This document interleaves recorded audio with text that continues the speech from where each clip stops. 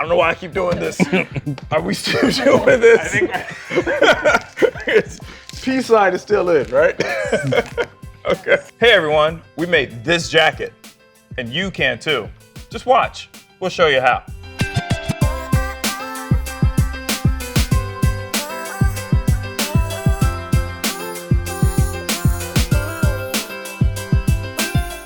So the next step into recreating this jacket, we need to pick out a fabric. Cool. Tell me what you're thinking. Oh, I think we need somebody with a better fashion eye than what I have. Hey, who wants a jacket? I do.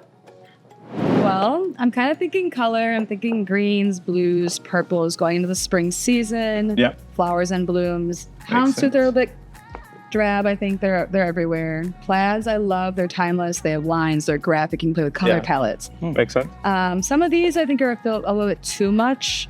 I'm all about maximum, all about personality, but we still got to tone it down a little bit. All right, a little subtle. These feel more like a liner, where it's like a pop. It's like kind of get a little accent, but you're not seeing it all the time. Yeah. And then we get this neutral palette. This is your comfort zone. Well, it feels right. Not my playground. So we're gonna move quickly through these. But I do see that we're kind of getting to some more colors over here. Perfect. Okay. This is where I'm thinking. See how these are like subtle color? They get a little palette with variation. You're getting the texture, you're getting the pattern. I think this is a great foundational piece to build from. Nice. Okay. Because this could be someone's statement, just layer. Yeah. But then like, oh, boom. If we add something like this, I see how that pops. it takes it to the next level. And Nice. it's making a statement then. Okay. I love this. This is my winner. If you love it, I love it. What do you think? I love it. All right. What's next? Now, as you see, we've created a pattern Okay. to recreate this jacket. You have the sleeve, the front of the jacket, the back of the jacket, different components to create the jacket for you. I've never seen the actual pattern for the jacket, so this is actually pretty cool to see. Right. Then we cut it, and we base it together, and we create the jacket. Okay. Thank you, sir. You're welcome. Is there a particular way that you go at this? Right. You're using this as your template. So all you have to do is cut this. Okay. Okay. All right, cool. How long does it normally take for you to do something like this? Wow. Like 2 days. 2 days? Yes. To cut this entire thing out? No, a day to cut it out, Oh. and 2 days to actually produce the jacket. Okay. And you just, that's How that a lot feel? easier. It feels good, right? What is this fabric that I'm cutting? It's a muslin. It's a base fabric we use to create a template for the jacket, or any garment in general. Yeah, so even if I'm making a pair of pants, Yes. it'll be the same deal? Yes. Any suggestions on technique, what I'm doing? No, just go with the flow. It actually comes to you naturally as you start cutting. See? Yeah. You got a feel for it. You're like a pro already. Boom. All right. So then we take this, we put it to the side. Okay. Is this something that people can do at home? Like if you're making your own, say, pair of pants or a t-shirt? Yeah, that only works when you actually go by a pre-made pattern already. Because a lot of people don't know how to draft a pattern. So they'll probably go to Vogue and get a pattern, and all they would do is cut it to the size to their liking.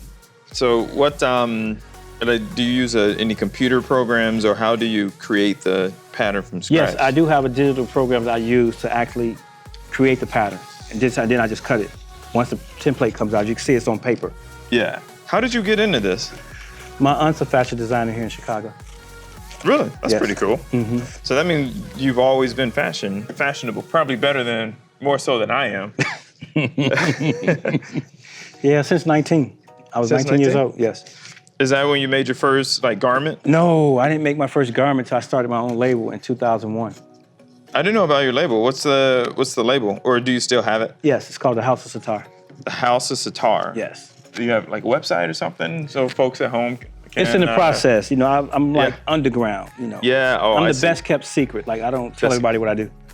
So what advice would you give for somebody that is, they want to get into fashion and doing something similar to this?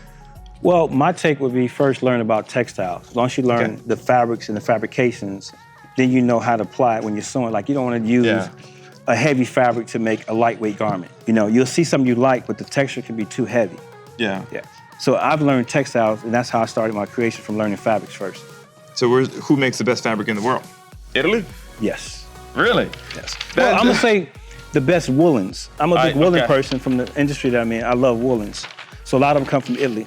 All right, and so right now I'm cutting out the different parts of, you call it a muslin. Yes. When we're done cutting the muslin, the next step is to stitch it all together? Yes. Like the muslin itself? Yes. What's the point of that? That's how you want them to get a general fit. So when you base it together, then you can actually do a fitting once it's based together. Like if it's too big or too tight, you can make those adjustments. But because the measurements were taken, you shouldn't have a problem with that. Okay. I can't believe I'm almost done. Yeah, you're almost done. I can't wait to show you what you just cut out. Yeah, because I'm gonna be honest. Like I'm kind of getting, I'm lost in the woods right now. Yes. Where it's like I'm just cutting. Like here's a piece done. How all of this fits? Yes. I have no idea. Boom. Done. Voila. Done. As you can see, this is the pattern that Phil cut out. I can break down some of the pieces for you to show you what he actually cut out. Oh, I see. Just give you a small idea. Like this would be the sleeve. Yep. And this piece right here would be like the lapel, the front of the jacket. Lift your arm up for me. Oh, interesting. A little insight. So see how it has a little, little detail like the front of the jacket? Yeah. Yes. And this is one of the sides of the back. So I'm gonna have you turn sideways here for me. So you can see the seam where it lines up. This is the back. Just a little insight on what he cut out. Nice, thank you for that. Now that we show the few steps that it takes to recreate this jacket, and using this fabric as one of the components, you think it's time to let them see the finished product? Oh, let's see it. Let's see it. All right, we have our jacket all stitched together. So, what do you think?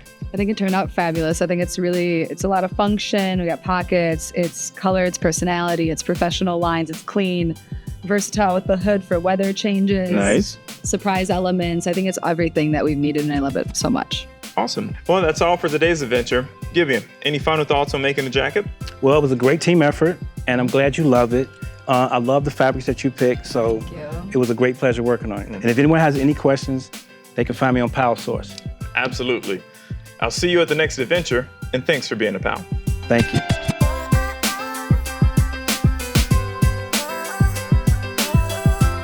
And then where's the hood? Oh, shucks. I shouldn't have asked that question. No, okay. I just rolled with the hood. I didn't create a pattern for the hood. Was easy, so I didn't have to drop the pattern for that. He's like, where's the hood?